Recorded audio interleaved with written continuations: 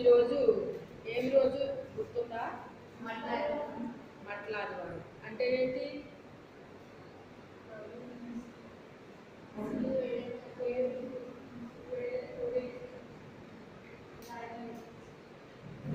గాడిద మీద ప్రభువారు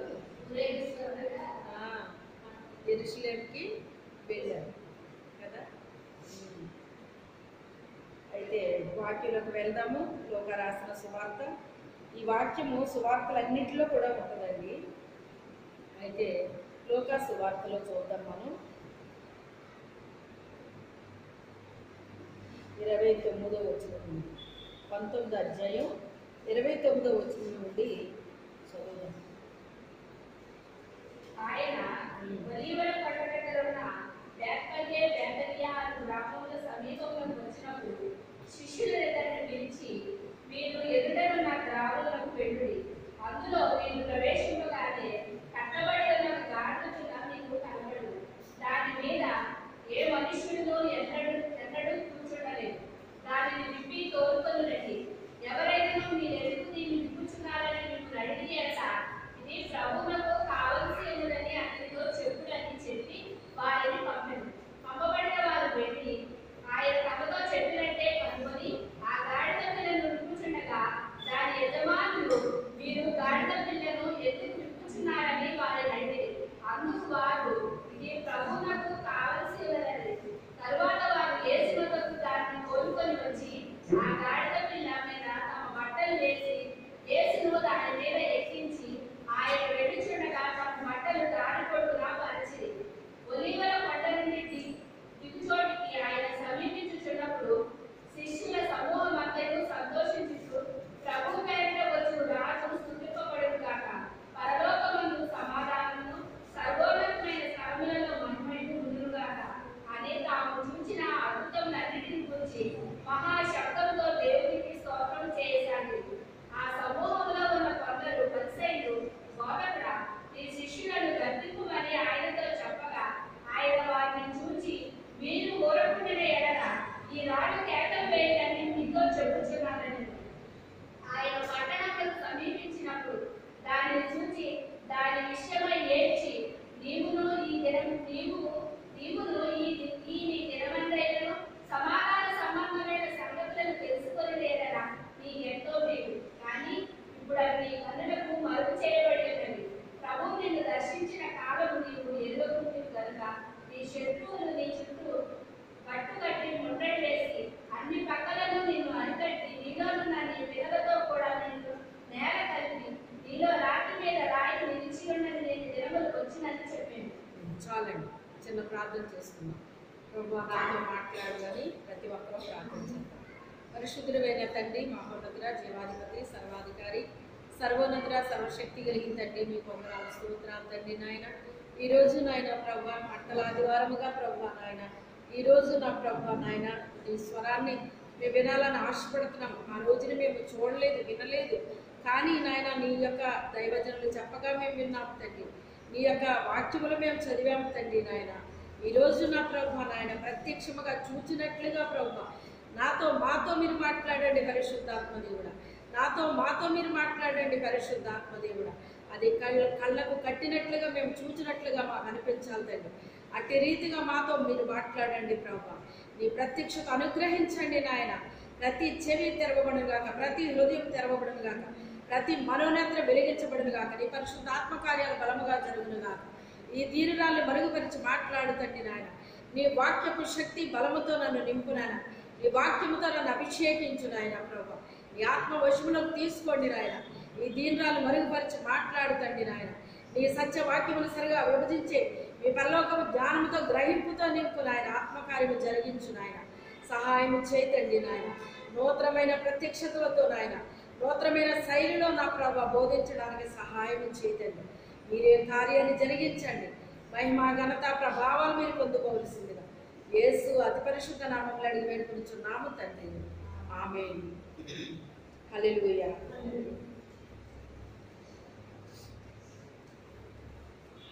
దేవుడు అంటాడు, తన ప్రవక్తలకి చెప్పకుండా ఏది కూడా వారికైనా చెయ్యడటండి.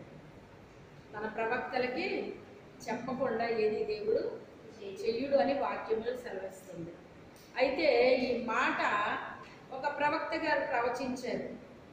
యేసు ప్రభు ఇలాగా చేసే కాలం వచ్చింది కదా, ఆయన గాడిద పిల్లనెక్కి యెరూషలేముకి వచ్చినట్టుగా ఇక్కడ మనం చదివాము కదండి. ఇక్కడ చదివాము, అప్పుడు మనము లేము, ఇప్పుడు ఉన్నాం మనం. ఇది కూడా మనం చదువుకుంటున్నాం.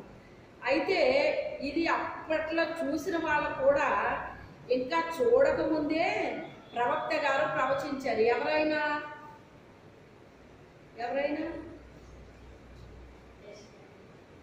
జకరయ్య గారి గ్రంథం తీయండి, 9వ అధ్యాయం 9వ వచనం. జకరయ్య 9:9. సియోను నివాసులారా బహుగా సంతోషించుడి, యెరూషలేము నివాసులారా ఉల్లాసముగా ఉండుడి. నీ రాజు నీతిపరుడును రక్షణ గలవాడును దీనుడనై గాడిదను గాడిద పిల్లను ఎక్కి నీ యొద్దకు వచ్చుచున్నాడు. మరి ప్రభు చూసారా, తన ప్రవక్తలకి చెప్పకుండా ఏది కూడా ఆయన చెయ్యడటండి. మొదటిగా ఎవరికి బయలుపరుస్తాడట? ఆయన ప్రవక్తలకు బయలుపరుస్తాడటండి. ఇక్కడ జకరయ్య గారికి దేవుడు ఏం చేశాడు? బయలుపరిచాడు. బయలుపరిస్తే ఆయన ఇది ప్రవచించారండి. ఈ ప్రవచనం ఎప్పుడు నెరవేర్చబడింది? యేసు ప్రభు భూమి మీదకి వచ్చిన తర్వాత, మనుష్య కుమారుడుగా ఆయన జన్మించిన తర్వాత, ఎదిగి 30 సంవత్సరాలకి ఆయన బాప్తిసం తీసుకుని సువార్త ప్రకటిస్తూ ఎన్నో అద్భుతాల ఆశ్చర్య కార్యాలు చేస్తూ స్వస్థతలు జరిగిస్తూ రక్షణ కార్యాలు చేస్తూ ఇలాగా ఆయన సువార్త ప్రకటిస్తూ మరి 3.5 సంవత్సరాలు ఆయన తిరిగారండి భూమి మీద. శిష్యులు కూడా ఆయన పిలుచుకున్నాడు. 12 మంది శిష్యులే కాదండి, ఇంకా 70 మంది శిష్యులు ఉన్నారు, ఇంకా ఉన్నారని చెప్తున్నారు. కానీ మనకు బాగా నోటెడ్గా ఉండేవాళ్ళు ఎవరో 12 మంది లెక్కలోకి వస్తారన్నమాట అండి. అందులో ఒక ఆయన మిస్ అయ్యాడు, కానీ ఇంకొక ఆయన యాడ్ అయ్యాడు అనమాట అండి. అయితే మరి ఈ రీతిగా అప్పుడు ప్రవచించిన ఆ ప్రవచనము ఇప్పుడు వీళ్ళ జీవితాల్లో శిష్యుల కాలంలో, అది యేసు ప్రభు కాలంలో, శిష్యుల కాలంలో అది నెరవేర్చబడింది. చూడండి, మరి ఆ యొక్క గ్రామానికి వెళుతూ ఉంటుండగా ఎదుటనున్న గ్రామానికి వెళుతూ ఉన్నారట ప్రభువు, ఆయన శిష్యులు. ఎప్పుడు కూడా ఆయన అనేకమైన జనసమూహం వెంబడిస్తూ ఉండేవారు. మనం అనేక వాటిలో మనం చదువుతూ ఉంటాం.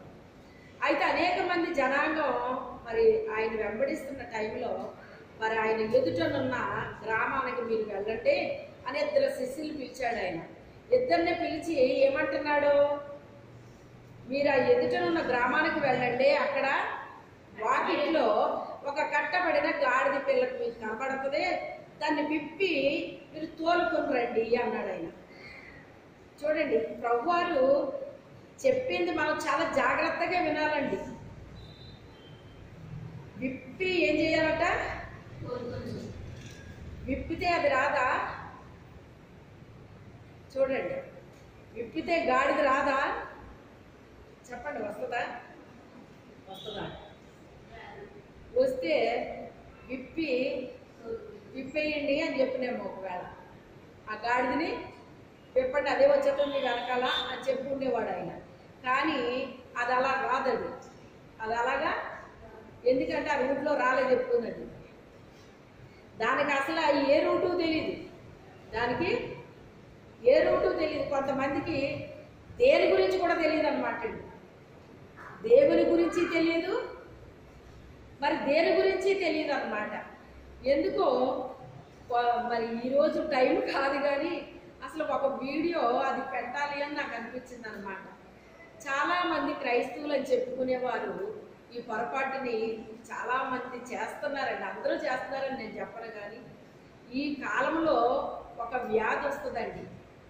వైరస్ ద్వారా ఒక వ్యాధి వస్తుంది. ఏం వ్యాధి అది తెలుసా అండి? పొంగు, మసూచుకం, పొంగు, ఇలా కొన్ని పేర్లు ఉంటాయి దాన్ని. అది వస్తుంది. అది దేని వల్ల వస్తుంది? ఒక వైరస్ వల్ల వస్తుందండి. అది ఏం వ్యాధి అంటే అంటు వ్యాధి అండి. అది ఏం వ్యాధి? అంటు వ్యాధి అంటే దాని అర్థం ఏంటి? ఒకళ్ళకి వచ్చిందంటే వాళ్ళ ద్వారా అందరికీ అంటుకుంటుందండి. ఇంట్లో ఉన్న వాళ్ళు అందరికీ అంటుకుంటుంది, వాళ్ళ దగ్గరికి వచ్చిన వాళ్ళకి కూడా అంటుకుంటుంది. దాన్ని అందుకే అంటు వ్యాధి అంటారు. పూర్వీకులకి ఒక వ్యాధి వచ్చిందండి, కలరా. విన్నారా మీరు ఎప్పుడన్నా?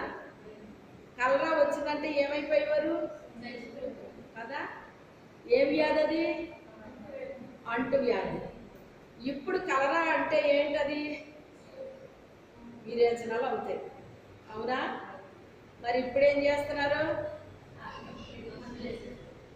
నేను పుట్టని క్రితము కలరా వస్తేనట్టండి ప్రతి ఇంట్లో సాగు చూసేవారంట ఇంచుమించుగా. ఎందుకని? అంటు వ్యాధి కనుక అది ఏంటో అనుకుని ఏదో వచ్చేసింది, వచ్చేసి ఒక్కొక్కళ్ళని తినేస్తుంది అని చెప్పేసి అనుకునేవారట.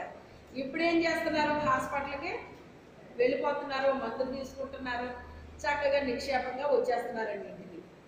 జాయిన్ చేసుకుంటే జాయిన్ అవుతున్నారు, ఇంటికి వెళ్ళిపోమంటే మందులు ఇచ్చి పంపించేస్తున్నారు. ఇప్పుడు స్వస్థత జరిగిపోతుందండి. ఈ స్వస్థత అనేటువంటిది దేవుడు అనేక మందికి స్వస్థతలు రకరకాలుగా చేస్తాడండి. చెప్పాలి అంటే ఎలా చేస్తాడు? రకరకాలుగా చేస్తాడండి. వన మూలికల ద్వారా స్వస్థత ఉంటుంది, అవునా కదా? అలాగే మెడిసిన్ ద్వారా స్వస్థత ఉంటుందండి. ఈ మెడిసిన్ ఎలా వచ్చింది? కొంతమంది డాక్టర్స్గా చదివితే వాళ్ళందులో ప్రాక్టీస్ చేస్తే దాని ద్వారా మరి మందులు కనిపెడితే ఆ మందులు మనుషుల మీద ప్రయోగించరు, వాటిని జంతువుల మీద ప్రయోగిస్తారండి. జంతువుల మీద ప్రయోగించినప్పుడు అది సక్సెస్ అయితే అప్పుడు మనుషుల మీదకి అది ప్రయోగిస్తారన్నమాట.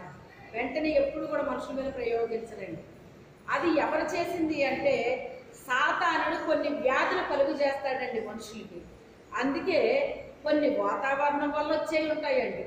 ఇప్పుడు నేను చెప్పే వైరస్ దేని వల్ల వచ్చిందో తెలుసా మీకు? అది ఇప్పుడు నేను చెప్పాను కదండి, పొంగు మసూచుకు ఇవన్నీ కూడా దేని ద్వారా వస్తుంది? ఇప్పుడు టైం, ఇప్పుడు కాలం మారింది, కాలము మారింది. మొన్నటి వరకు ఏ కాలం అది? చలికాలం. ఏ కాలము? చలికాలము, శీతాకాలము అని మనం అంటాం అన్నమాట. ఇప్పుడు చలిలో నుంచి ఎక్కడికి వచ్చాం? మళ్ళీ మనం ఎండలోకి వచ్చాం. ఇప్పుడు ఈ చలిలో నుంచి ఎండలోకి వచ్చినప్పుడు మన బాడీ కొంచెం దానికి రియాక్ట్ అవుతుందటండి. మన బాడీ దీన్ని గ్రహించాలి. ఇప్పుడు ఎండనే మన బాడీ ఏం చేయాలి? ఇప్పటి వరకు చలితో మనము చలికి అలవాటు పడిపోయాం, మళ్ళీ బాడీ దేనికి అలవాటు పడాలి? ఇప్పుడు ఈ రెండింటి మధ్యలో వచ్చేదే ఈ వ్యత్యాసం అన్నమాట అండి. దానికే ఏ పేరు పెట్టారు? పొంగని, మసూచకమని ఇవన్నీ పెట్టారు. అయితే పూర్వీకులు మూఢనమ్మకాలు ఉండేవన్నమాట అండి. ఇది అంటువ్యాధి, ఒకరికి వస్తే అందరికీ అంటుకుంటుంది అని చెప్పేసి ఆ మనిషిని ఒక రూమ్లో పెట్టి ఇది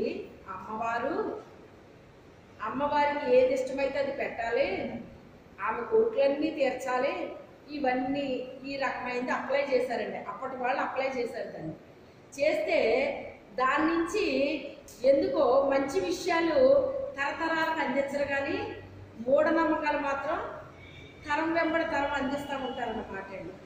అయితే ఇంకా చెప్పాలి అంటే కొంచెం చదువుకున్న తర్వాత కొంతమంది అది లేదు ఇది లేదు ఏముంది ఏమి లేదు అని చదువుకున్న వాళ్ళు ఏం చేస్తున్నారు? ఇప్పుడు దాన్ని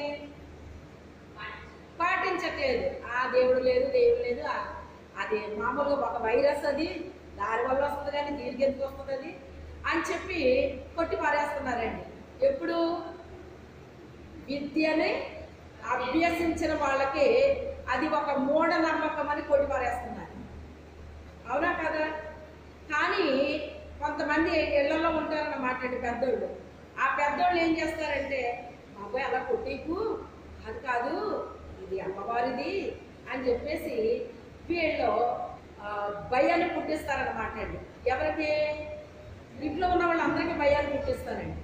పక్కింటోళ్ళైనా కావచ్చు, ఎదురింటోళ్ళైనా కావచ్చు, ఎవరైనా కావచ్చు, వీళ్ళకి ఒక భయాన్ని కల్పిస్తారండి. సాతాను ఎప్పుడు కూడా మనిషికి ఏం పుట్టేస్తుంది?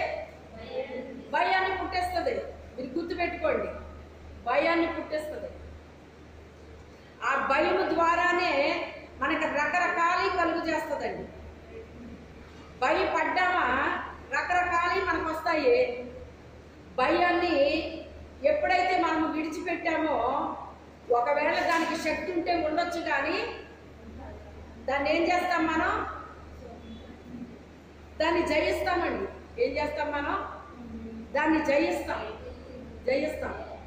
అయితే ఇక్కడ ఏమవుతుందంటే, ఎప్పుడైతే ఇలా పెద్దవాళ్ళు చెప్తున్నారో, ఈ మిగిలిన వాళ్ళు కాబోలు అనుకుని వీళ్ళు ఏం చేస్తున్నారంటే, మరి నేను ఎప్పుడో ఒకసారి చుట్టాల ఇంటికి వెళ్ళాను అనమాట అండి, అనుకోకుండా.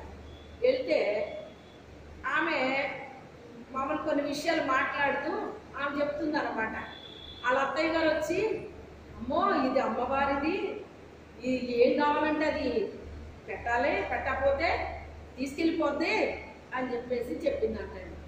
చెప్తేనంట వాళ్ళు ఆ కొడుకేమో చదువుకున్నాడు, వాడలో చదువుకుందండి, వాళ్ళకి పిల్లలు, ఈమెకేమో ఒక్కడే కొడుకు.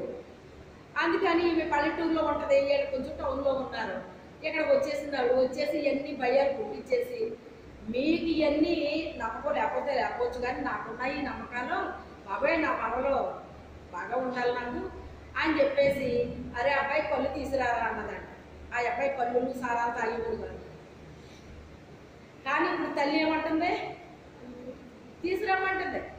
తీసుకొచ్చి మరి ఏం చేశారు అని అన్నాడు.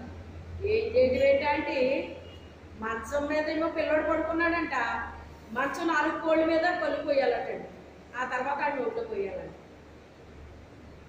మంచం కోళ్ళ మీద పోతం ఏంటమ్మా అంటే, మంచాన్ని అంటే అది ఆవరించేసి ఉంటుందటండి. మంచాన్ని ఆవరించి ఉంటుందటండి. అయితే అలా చేసిందండి ఆవిడ. ఏంటేటో చేసిందండి బాబు, మాకు అసలు ఇలాంటివి అంటే చాలా చిరాకు. ఆవిడ చేస్తుంటే మీరేం చేస్తున్నారు అన్నాను నేను. అంటే ఏం చేయమంటే, మరి ఆవిడ పెద్ద ఆవిడ కదా, మరి ఆవిడ చేసినప్పుడు మరి చేయించుకోవాలి కదా, మరి ఏం చేయము అని చెప్పేసి అన్నాను. చాలామంది ఇలాంటి విషయాల్లో పెద్దలు ఎదిరించలేరండి. వేరే విషయాల్లో అసలు గడ్డి పోసలు తీసుకురేస్తారు. అవునా కాదా? మరి అప్పుడు ఎందుకు మరి వాళ్ళని గౌరవించలేను? అప్పుడు కూడా గౌరవించాలి కదా. మరి అప్పుడు గడ్డి పరకలాడి ఎందుకు తీస్తున్నారు? తీయాల్సిన టైంలో తీయరు వీళ్ళు, వినకూడని టైంలో వినకుండా మానలేడు. అవి బాబోయ్ ఏమైపోతారో అని భయంతో చేసేటప్పటికి నిజంగానే దెయ్యం వచ్చి కూర్చుంటుంది అక్కడ. తెలుసా మీకు ఈ సంగతి? నిజంగా దెయ్యం వచ్చి కూర్చుంటుంది. దెయ్యాన్ని వీళ్ళు ఆహ్వానించారు అక్కడికి. దెయ్యం అక్కడ లేదు, వచ్చింది అక్కడ ఒక వైరస్ వచ్చింది. కానీ వీళ్ళు దానికి ఏం అప్లై చేశారు? ఇప్పుడు దెయ్యం గారు రండి, మా ఇంట్లో కూర్చోండి, మీకు ఏం కావాలో మేము సప్లై చేస్తాము అని. ఏనా బాబు నీకు ఏం కావాలి, దేని మీద ఉంది పిల్ల అని వీళ్ళు అడుగుతూ కూర్చుంటారు అన్నమాట. ఎందుకంటే ఇప్పుడు అంతటా జరుగుతున్నది ఇదే. ఎందుకో నాకు ఇది చెప్పాలని బాగా ప్రేరేపణ కలిగిందండి. కాకపోతే ఈరోజు మనం ఇది చెప్పుకోవాలి.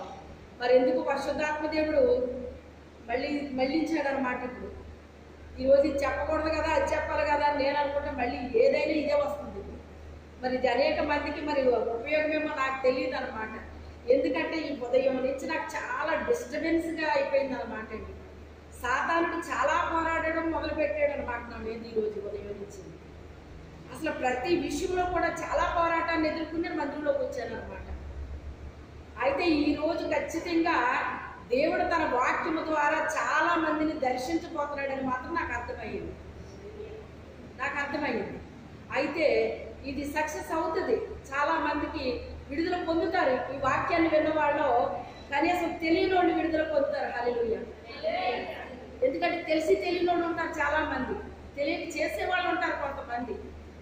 సైతానికి సంబంధించింది చెప్పినప్పుడు ఎప్పుడు కూడా అమలు జరపవలసిన అవసరం లేదు. అప్పుడు కావాలి మీకు ధైర్యం. అర్థమైందా? అప్పుడు కావాలి మీకు ధైర్యం. దేవుడిచ్చిన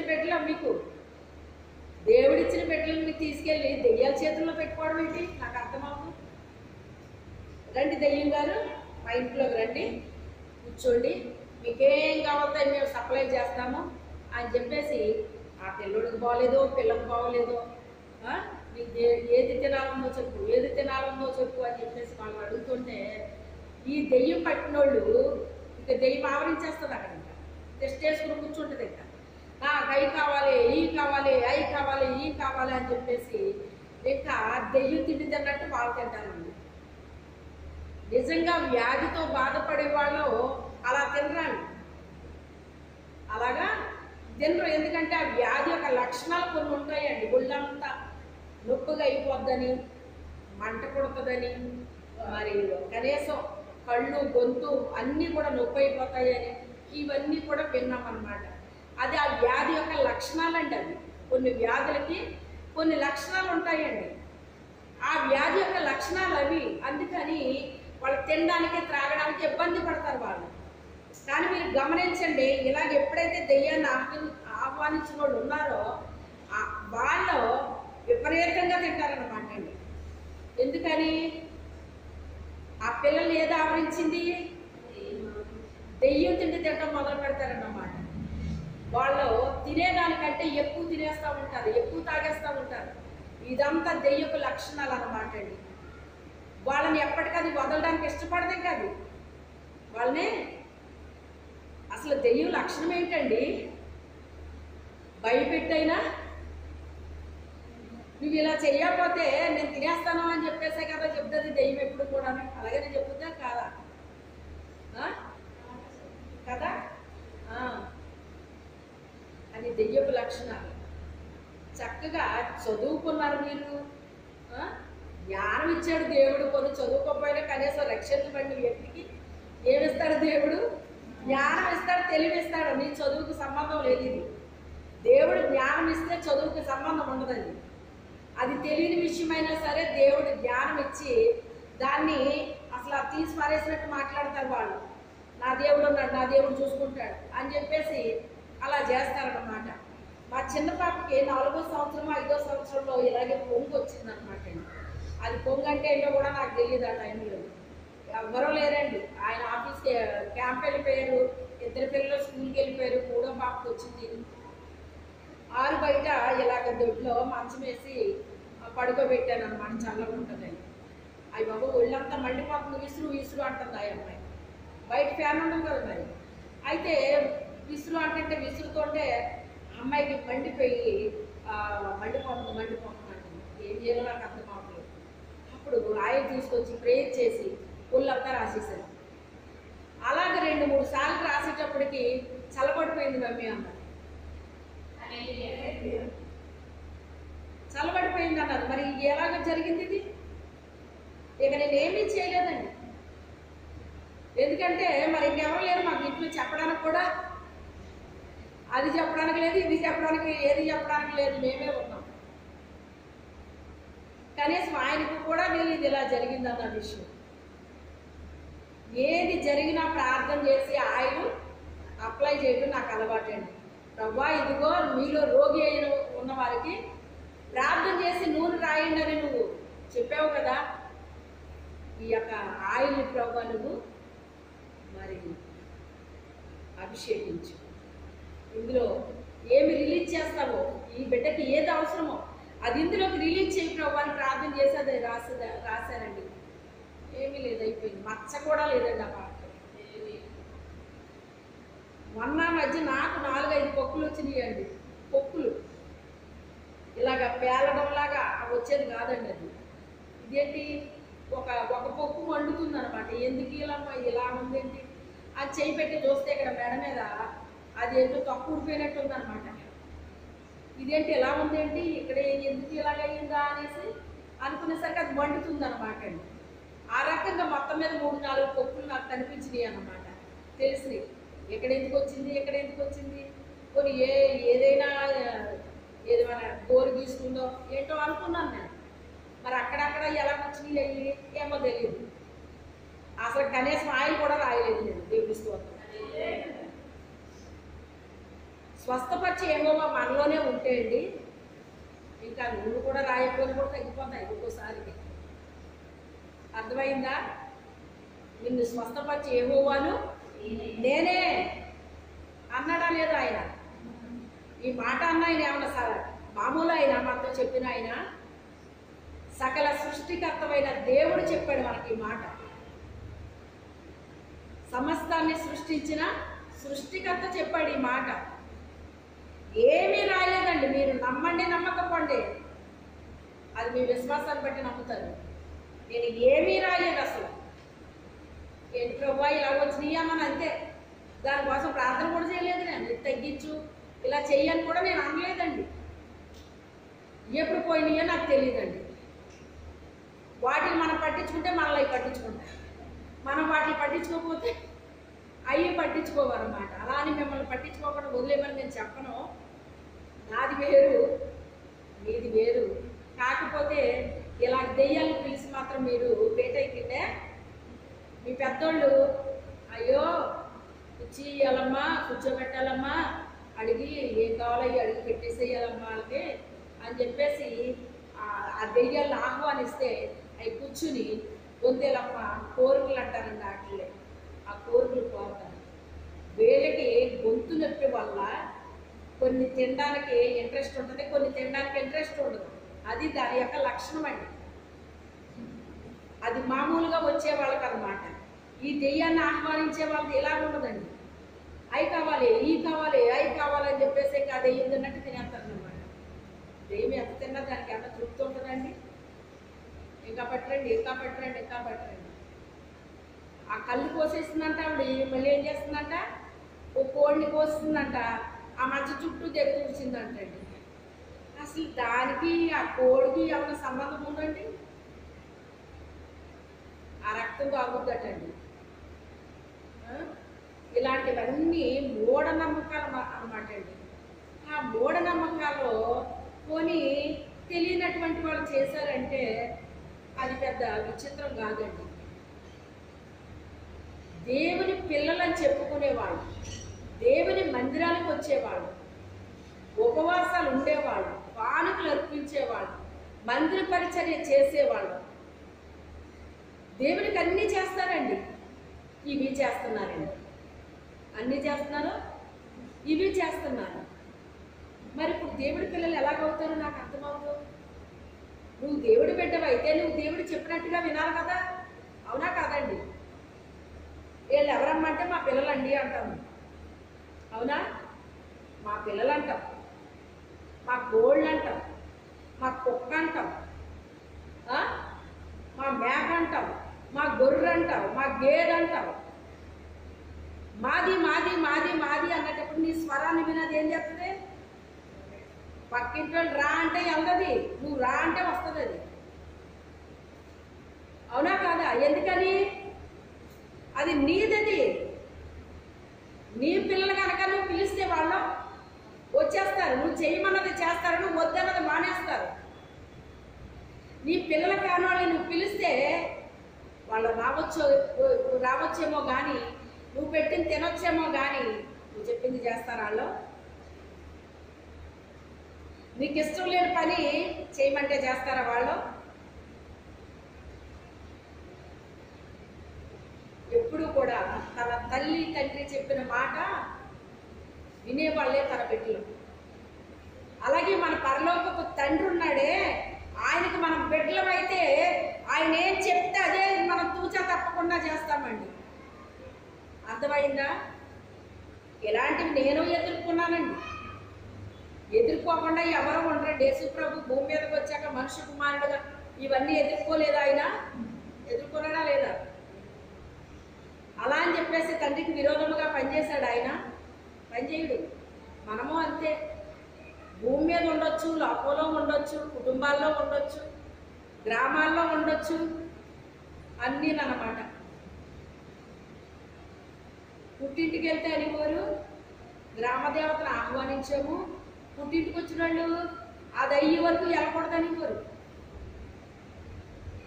మేమెందుకో పని మీద మేము వెళ్ళేవాళ్ళమండి. అప్పటికంటే తీసుకొచ్చారంట, పుట్టింటి వాళ్ళు తీసుకొచ్చారంట. మళ్ళీ ఇట్లా పుట్టిల్లు అత్తిళ్ళు కూడా ఉంటాయి. వచ్చింది ఇప్పుడు అసలు అవి వెళ్ళకూడదు, ఇవన్నీ అయిపోయిన తర్వాత అప్పుడు వెళ్ళాలనేవారు. ఈ పుట్టిల్లు ఏంటి, ఈ అత్తిళ్ళు ఏంటి, అసలు దానికి నాకు సంబంధం ఏంటి, ఏంటి మీరు చెప్పేది అని చెప్పేసి మా పనులు మేము చూసుకుని మేము వెళ్ళిపోయేవాళ్ళం. ఎప్పుడు నేను పట్టించుకోలేదండి అలాంటివి. అసలు వాటికి మనకి ఏమైనా సంబంధం ఉందండి? మన తండ్రి ఏం చెప్పాడో అది మనం వినాల్సింది. మన పరలోకపు తండ్రి ఏం చెప్పాడో అది వినాలి, ఏం చేయమన్నాడో అది చెయ్యాలి, వద్దన్నది మానేయాలి. అది ఆయన బిడ్డల యొక్క లక్షణాలు. మరి ఆయన లక్షణాలు మనకు రావద్దు? క్రీస్తు యేసుకు కలిగి మనసు మీరు కూడా కలిగి ఉండండి అంటే, ఆయన మనసు మనకు వచ్చిందనుకోండి, ఆయనకి ఏది ఇష్టం అదే చేస్తాం మనం. ఆయనకి ఇష్టం లేదు చేస్తాము మనం. మా అత్తగారు ఊరుకోవట్లేదండి అంటారు చాలామంది. అత్తగారిని కరివేపాకులో తీసేస్తారు, కానీ అత్తగారు ఊరుకోవట్లేదండి అంటారు. ఆ విషయంలో ఎందుకు అమలు జరుపుతున్నాను? వేరే టైంలో నువ్వు మాట వినవు కదా, ఇప్పుడు ఎందుకు వింటున్నావు ఆ మాట? ఇప్పుడే నీకు కావాల్సింది ధైర్యం, అప్పుడు కాదు. లోబడాల్సిన టైంలో వాళ్ళకి లోబడాలి, విధేయత చూపించాల్సిన టైంలో విధేయత చూపించాలి, గౌరవం చూపించాల్సిన టైంలో గౌరవం చూపించాలి. ఇలాంటి కార్యక్రమాల్లో నువ్వు చదువుకున్నావు కదా, చదువుకున్న జ్ఞానం ఉండాలి, లేకపోతే దేవుడిచ్చిన జ్ఞానం ఉండాలండి. అవి ఉండాలి. మొండిగా ఉండమని ఇంకోలాగా చెప్పను నేను. దేవుడు ఏం చెప్తా చెయ్యి, వైద్యాన్ని సంప్రదించు. వైద్యం దేవుడిచ్చిందే, అర్థమైందా? వైద్యం దేవుడిచ్చాడు. సాతానుడు కొన్ని వీళ్ళకి కలిగిస్తాడు వ్యాధులు. ఆ వ్యాధులు స్వస్థపరచడానికి ఒక డాక్టర్ కావాలి, దానికి మందు కనిపెట్టండి అని వాళ్ళకి జ్ఞానం ఇస్తాడు, మందు కనిపెడతాడు. ఇది దేవుడిచ్చిందండి అది. అందుకే వైద్యమేమీ తప్పు కాదు, వైద్యమేమీ తప్పు కాదు, దాన్ని వాడుకోవచ్చు. అయితే ఈ రకంగా ఇప్పుడు ప్రస్తుతానికి ఇది బాగా వైరస్ పనిచేస్తూ ఉందండి ప్రజల్లో. పనిచేస్తుంటే క్రైస్తవ పిల్లలు ఈ పనులు చేస్తున్నారండి. అది నాకు బాధ కలిగింది. నాకు దేవుని బిడ్డలమని చెప్పుకుంటూ మందిరాలకు వెళ్తూ ప్రార్థనలు చేస్తూ ఉపవాసాలు ఉంటూ కానుకలు ఇస్తూ అన్ని పరిచర్యలు చేస్తూ ఈ పనులు వాళ్ళు ఏం చేస్తున్నారండి. క్రైస్తవులను చెప్పుకునే వాళ్ళు చాలామంది పనులు చేస్తున్నారండి.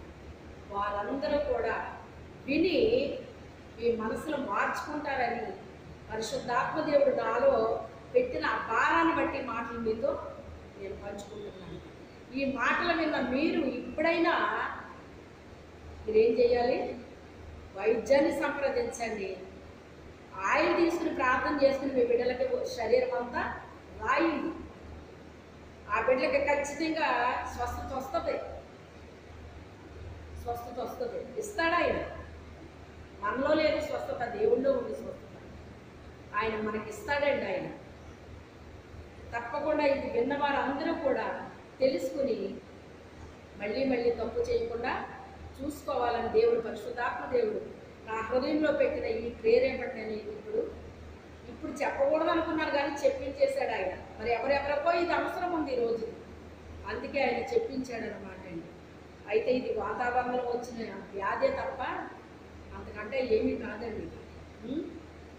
అది దాని యొక్క ప్రభావం వల్లనే ఆ మంట పుట్టడమైనా అదంతా కూడా జరుగుతుంది అనమాట. అంతే తప్ప దేవత వచ్చేసింది ఏదో చేసేసింది ఇది కాదు. మీరే చేతులారా పిల్లల్ని ఎవరికి అప్పగిస్తున్నారో దేవతలకి దెయ్యాలకి అప్పగిస్తున్నారు మీరు. అందుకే అవి ఆవరించి ఆ పిల్లల్ని ఏదైనా చేస్తుందన్నమాట. మీ చేతితో మీరే అప్పగించేస్తున్నారు బిడ్డల్ని. గర్భఫలం ఆయన ఇచ్చిన, మరి ఆయన ఇచ్చిన బహుమానాన్ని మనం ఎలా చేయాలి? ఆయనకు అప్పగి చెప్పుకోవద్దా? ఆయన చేతుల్లో పెట్టొద్దా? ఆయన సలహా తీసుకోవద్దా? ఆయన ఏం చెప్తే అది చేయొద్దా? ఆయన ఇచ్చిన బహుమానాలు పట్టుకెళ్ళి మన ఇష్టం వచ్చినట్టుగా మనం చేస్తే మళ్ళీ ప్రభు ఏంటి, నేను మందిరానికి వెళ్తున్నాను కదా, నేను ప్రార్థన చేస్తున్నాను కదా, నేను ఉపవాసాలు ఉంటున్నాను కదా, కానుకలు ఇస్తున్నాను కదా, ఇవన్నీ చేస్తున్నాను కదా ప్రభు, ఏంటి బిడ్డలేంటి ఇలా జరిగింది అంటే అక్కడ ఎవరిది తప్పు? ఎందుకని ఆయన ఏమన్నా చెప్పాడు ఇవన్నీ చేయమని? చెప్పని పనులు చేసి నష్టాల పాలైపోయి కష్టాలు తెచ్చేసుకుని ఆయన ఏం చేస్తాడు దానికి? ఇది వైరస్ కనుక ఒకరి నుంచి ఒకరికి ఏం చేస్తుంది? ఇది వ్యాపిస్తుందండి. అందుకే వాళ్ళని ఒక చోట పెడతారన్నమాట, అందరిలో కలవకుండా ఒక చోట పెడతారన్నమాట అండి. కరోనా వచ్చినప్పుడు ఎలా ఉండేది? వ్యాపించిందా లేదా? వ్యాపించింది. అయితే ఇక్కడ కట్టబడిన గాడిదని ఆయన ఏం చేస్తారు? విప్పి తోలుకొని రండి అన్నాడు. విప్పేయండి అని చెప్పలేదు ఆయన, విప్పి తోలుకొని రామన్నాడు. కొంతమంది కట్లు ఇప్పేస్తారటండి. దుర్మార్గులు కట్టిన కట్లను విప్పటమే మీరు ఉపవాసం చేసినట్టు అని చెప్తున్నాడు అనమాట యెషయాలో. కొన్ని ఉపవాసాలు ఉన్నాయి, మీరేమో ఉపవాసాలు ఉంటున్నారు, దెబ్బలాడుకుంటున్నారు. మీ వ్యాపారాలు మీరు చేసుకుంటున్నారు, మీ పనులు మీరు చేసుకుంటున్నారు. అసలు మిమ్మల్ని ఉపవాసం ఉండమన్నది ఎవరు అని అడుగుతున్నాడు ఆయన. అది నాకు అనుకూలమైన ఉపవాసం అని మీరు అనుకుంటున్నారా అంటున్నాడు ఆయన. ఉపవాసం చేసిన మనిషి ఎక్కడికి వెళ్ళాలట? దేవుని మందిరానికి వెళ్ళాలటండి. దేవుని మందిరంలో ప్రార్థన చేయాలటండి. కనీసం మందిరానికి వెళ్ళే అవకాశం లేకపోతే మీ ఇంట్లో మీరైనా ఏం చేయాలి? ప్రార్థన చెయ్యాలి, వాక్యం చదవాలి, ప్రార్థన చెయ్యాలి, దేవునితో గడపాలి ఆ టైంని. అది ఉపవాసం అంటే. నువ్వు ఉపవాస దినాన్ని ప్రకటించగానే సాతానుడు ఏం చేస్తాడో తెలుసా? నీ ఇంట్లో ఉన్న వాళ్ళని ప్రేరేపిస్తాడు, నీ పక్కన ఉన్న వాళ్ళని ప్రేరేపిస్తాడు, ఎదురు ఉన్న వాళ్ళని ప్రేరేపిస్తాడు, వెనకాల ఉన్న వాళ్ళని ప్రేరేపిస్తాడు. గొడవకి నువ్వు ఉపవాసం ఉన్నావు కదా, గొడవకి ప్రేరేపిస్తాడు అన్నమాట. నువ్వు గొడవ పెట్టుకోకూడదు. అప్పుడు నువ్వు తెలివైన బిడ్డవైతే ఏం చేయాలో తెలుసా? అందుకే మందిరానికి పారిపోవాలి.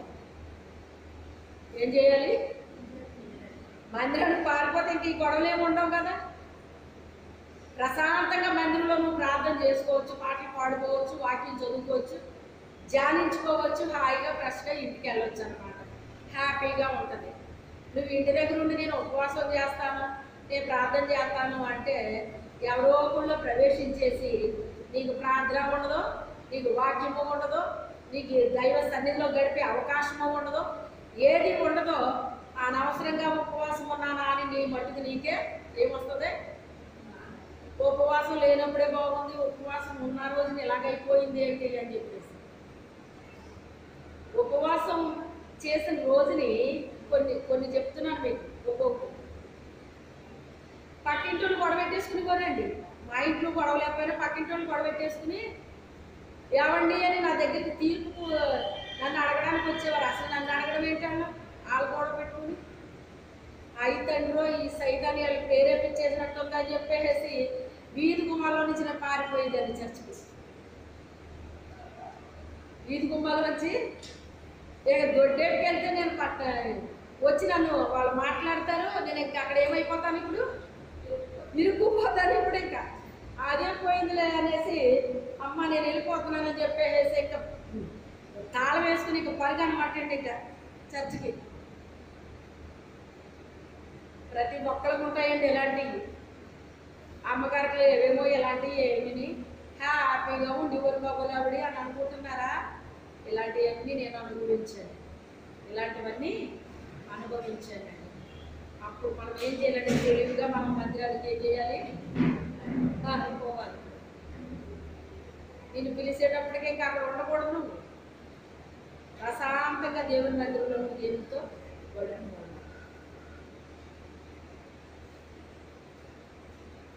కొన్ని కుయుక్తి సాతాను ఏం చేస్తుందంటే తన కుయుక్తి చేత మనసులు చెరిపేస్తుందండి. వాళ్ళు కట్టిన దుర్మార్గులు కట్టిన కట్లను మీరు విప్పాలి, అదే నాకు ఉపవాసము అంటున్నాడు ఆయన. ఇప్పుడు ఈ కట్లు విప్పమంటున్నాడు. వీళ్ళు శాస్త్రులు పరిసయ్యులని అడుగుతారు, ప్రభువా నీ శిష్యులు ఉపవాసం ఉండట్లేదేంటి? పంట చేల్లో నడుచుకుంటూ వెళ్తున్నారటండి, ఆ వెన్నులు తుంచుకుని తినేస్తున్నారటండి. అదేంటి నీ యొక్క శిష్యులు అసలు ఎప్పుడు ఉపవాసం ఉండరేంటి ప్రభువా? ఇలాగా వెన్నులు తుంచుకుని తింటున్నారేంటి వీళ్ళు? అసలు ఉపవాసాలు ఉండరా వీళ్ళు అని అడుగుతున్నారండి. శాస్త్రులు పరిసయ్యులు ఉపవాసాలు ఉన్నారా లేదా? ఉన్నారు. శిష్యులు లేనప్పటికీ, శిష్యులు లేరు కానీ ప్రభు ఏం చెప్తా చేసేస్తున్నారండి వాళ్ళు. మరి ఎవరు అందుబాటులో ఉన్నారు ఇప్పుడు? ఎందుకని దేవుడు చెప్పిన ప్రతి పని మనం చెయ్యాలి అంటే ఆయనకు అందుబాటులో మనము ఉండాలి. అందుబాటులో ఉంటేనే చిన్న పనిలో పెద్ద పనిలో వాడుకుంటాడు మనల్ని ఆయన. అయితే అప్పుడు ఆయన ఏమన్నాడు, పెండ్లి కుమారుడు ఇంట్లో ఉన్నప్పుడు ఎవరైనా ఉపవాసం ఉంటాడా? పెండ్లి కుమారుడు కొనిపోయే రోజులు వస్తాయి, అప్పుడు ఉపవాసం ఉంటారు వాళ్ళు. పెండ్లి కుమారుడు ఇంట్లో ఉన్న వాళ్ళు ఎవరో ఉపవాసం ఉంటారమ్మా అని చెప్పడం లేదా కదా? అయితే ఇప్పుడు ఈ గాడిదను విప్పుతున్నారు. ఇది దేనికి సాదృశ్యం? ఇది వాళ్ళ ఉపవాసం ఉన్నట్టు, వాళ్ళు ఉపవాసం ఉన్నట్టు. ఇప్పుడు ఆ గాడిద కట్లు విప్పుతున్నారు. వాళ్ళు విప్పుతుంటే ఆయనే చెప్పేశాడు అక్కడ ఏం జరగబోతుందో ఇక్కడ నుండి చెప్పేశాడు ఆయన. దానికి యజమానులు ఉన్నారు, కొంతమంది యజమానులు ఉన్నారు. దానికి వాళ్ళు అడుగుతారు, ఈ గాడిదని ఎందుకు విప్పుతున్నారు మీరు? ఆ గాడిద మాది మాది. సాతాను కాడి కింద ఉన్నంతసేపు ఆ మనిషి ఎవరి మనిషి? సాతాను మనిషి. సాతాను మనిషి. సాతాను కింద నుంచి, ఆ కాడి కింద నుంచి ఎప్పుడైతే ఆ మనిషిని మనం విడుదల చేస్తామో ఆ వ్యక్తిని వాడుకుంటున్న దురాత్మలన్నీ మన మీదకి వస్తాయి అన్నమాట. మన మీద అటాక్ చేస్తాయి. అర్థమైందా మీకు? అది ఒక వ్యక్తిని రక్షణలోకి నడిపించడం అంటే చాలా సులువు అనుకుంటారు చాలామంది. అవన్నీ మన మీద అటాక్ చేస్తాయి. అటాక్ చేస్తే ప్రభు పేరు, ఆయన నామాన్ని బట్టి మనం ఏం చేయాలి? దాన్ని విడిపించేయాలి. అయితే ఇది ప్రభువుకి కావాలని చెప్పండి. వారు మాట్లాడకుండా వాళ్ళకి తోలేస్తారన్నమాట. విప్పుతున్నారు. ఏంటి మా గాడిదని విప్పుతున్నారేంటి? ఎవరు మీరు? ఎక్కడి నుంచి వచ్చారు? అది ఇది అని అడుగుతున్నారు. ఇలా ప్రభు యొక్క శిష్యులు మేము, ఆయన ఈ గాడిది విప్పి తోలుకొని రమ్మన్నాడు ఆయన అని చెప్పేసి అంటే, అవునా అయితే తోలుకెళ్ళిపోండి అని చెప్పేసి వాళ్ళు ఇచ్చేసారట. ఇచ్చినప్పుడు ఆ గాడిదని విప్పారు. విప్పితే గాడిద వస్తుందా? రావట్లేదు. దానికి తెలియదు, వాళ్ళు కూడా వెళ్ళాలని తెలియదు దానికి అసలు. అది వస్తుంది. తోలుతున్నారండి. తోలటం అంటే ఏం చేస్తారండి? తోలటం అంటేని ఏంటండి? తోలటం అంటేని నడు నడు నడు అంటారు. ఆ గాడిని ఏమంటారు? నడు నడు అంటారు. ఇప్పుడు ఏం చేయాలి? ఒక మనిషి ముందు ఉండాలి, ఒక మనిషి వెనకాల ఉండాలి. ఎక్కడికి నడాలో దానికి ఏం తెలుసు? దానికి మార్గం చూపించాలి. ఏం చేయాలి? దానికి మార్గం చూపించాలి. యేసు మార్గాన్ని చూపించాలి. ఆ మార్గం మనము చూపించాలి. అంటే అనేక మందికి మనం ఎలా ఉండాలి? మార్గదర్శిలాగా మనం ఉండాలండి. అనేక మందికి మార్గాన్ని చూపించేవారుగా మనల్ని వాళ్ళు వెంబడించాలి అంటే ఒక మాదిరికరమైన జీవితాన్ని మనము జీవించాలండి. ముందు ఒకడు నడుస్తున్నాడు, వెనకాల ఒకడు నడుస్తున్నాడు. నడు నడని అంటే నడిచేస్తుంది. అది కర్ర తీసుకుని ఏం చేయాలి? ఇప్పుడు ఒక్కోటి ఇస్తూ ఉండాలన్నమాట. ఒక్కోటి వడ్డించాలి. ఒక్కోటి వడ్డిస్తుంటే అది నడుస్తూ ఉంటుంది, ఒక్కోటి వడ్డిస్తుంటే అది నడుస్తూ ఉంటుంది. అంటే కొన్ని దెబ్బలు దానికి ఏం చేయాలి? నా వాక్యము సుత్తి వంటిది కాదా? సుత్తి దెబ్బలు పడతా ఉంటాయండి. వాక్యము ద్వారా ఏం పడతాయి? సుత్తి దెబ్బలు పడతా ఉంటాయి. ఇప్పుడు దెబ్బలు పడుతుంటే అది నడవడం మొదలుపెట్టిందండి. తీసుకెళ్ళి శుభ్రంగా కాలంలో నిలబెట్టేదండి. నిలబెట్టేసి, ఎందుకంటే అప్పటి వరకు అక్కడే తిన్నది, అక్కడే విసర్జించింది, అందులోనే పడుకున్నది, అంత మొత్తం ఒళ్ళంతా అంటించుకుంటుంది. ఇప్పుడు శరీర క్రియలన్నీ కూడా ఏమైపోవాలి? శుద్ధి అయిపోవాలండి. నానబెడితే ఇప్పుడు ఏం చేయాలి?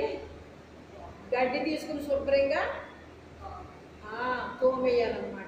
తోమి కడగాలి. దాన్ని కడిగిన ముచ్చులా చేసి దాన్ని తీసుకెళ్ళాలి. ఎవరి దగ్గరికి? యేసయ్య దగ్గరికి తీసుకెళ్ళాలి. అప్పుడు యేసయ్య దగ్గరికి తీసుకెళ్తే ఆ యొక్క గ్రామ ప్రజలు చూసి, అమ్మో గాడిదొచ్చింది. మరి ఆయన ఏం చెప్పాడు జకరయ్య గారు? ఆయన ధీరుడై, నీ రాజు నీతిపరుడై ధీరుడై గాడిద పిల్లని ఎక్కి నీ దగ్గరికి వస్తున్నాడు అని చెప్తున్నాడు ఆయన. రాజు గుర్రాన్ని ఎక్కాలి కానీ గాడిదని ఎక్కడం ఏంటి? ఆ గాడిదలు మనమే, ఆ గాడిదలు మనమే. గాడిద లాంటి మన జీవితాన్ని, మన బ్రతుకుని ఎప్పుడైతే ప్రతి బంధకాల నుంచి మనం విడుదల పొందుకున్నామో, కాడి నుంచి మనము విడిపించబడ్డామో, మన శరీర క్రియలన్నీ కూడా మనము శుద్ధి చేసుకున్నామో, దేవుని ఆత్మ మనల్ని నడిపిస్తూ ఎక్కడ తీసుకొస్తుంది? దేవుని దగ్గరికి తీసుకొస్తుందండి. ఎందుకంటే నేనే మార్గమును సత్యమును జీవమును అయి ఉన్నాడు అన్నాడు. నా ద్వారా తప్ప ఎవడు తండ్రి దగ్గరికి వెళ్ళలేడు. ఇప్పుడు పరిశుద్ధాత్ముడు ఆ గాడిదని నడిపిస్తున్నాడండి. నడిపించి ప్రభు చేతులకు అప్పగించేశాడు ఆయన. అప్పగించినప్పుడు అనేక మంది ప్రజలు ఏం చేశారు? ఇప్పుడు ఈ గాడిద పిల్ల మీద ప్రయాణం చేస్తారట ఆయన అని పట్టు వస్త్రాలు తెచ్చి దాని మీద వేశారట. అసలు పట్టు వస్త్రం ఎరుగునా? అది ఎప్పుడైనా తన జీవితంలో ఎప్పుడొచ్చింది పట్టు వస్త్రం? దానికి ప్రభువుని మోయడానికి అది ఎప్పుడైతే సిద్ధపడిందో, కట్టబడింది, విప్పబడింది, ఆ యొక్క యజమానుల దగ్గర నుంచి విడుదల పొందుకుంది. ఏ దురాత్మ శక్తులతో అది బంధించబడిపోయిందో వాటి నుంచి అది విడుదల పొందుకుంది. ఆ బంధకాలన్నిటి నుంచి విడిపించబడి శరీర కార్యాలన్నిటినీ అది విసర్జించి దేవుని యొక్క రక్తంలో అది కడగబడిపోయింది. ఆ కాలంలో నానబెట్టి కడగడం అంటే బాప్తిస్మం అండి. ఏంటది? బాప్తిసానికి సాదృశ్యం. ఉదక స్నానము చేత సంఘాన్ని ఎలా సిద్ధపరుస్తాడంటే ఆయన ఉదక స్నానము చేత దాన్ని పవిత్రపరుస్తాడటండి. అది పవిత్రపరచబడిపోయింది. యేసు దగ్గరికి వచ్చినప్పుడు ఎప్పుడు దాని లైఫ్లో అది పట్టు చీరలు అనేటువంటిది కట్టలేదు, కానీ ఇప్పుడు ఏమొచ్చినాయి? దానికి పట్టు వస్త్రాలు వచ్చినాయి అండి. పట్టు వస్త్రాలు వేసారట. యేసయ్య దాని మీద కూర్చున్నారట. అమ్మో, ఈ గాడిదని కింద నడిపించు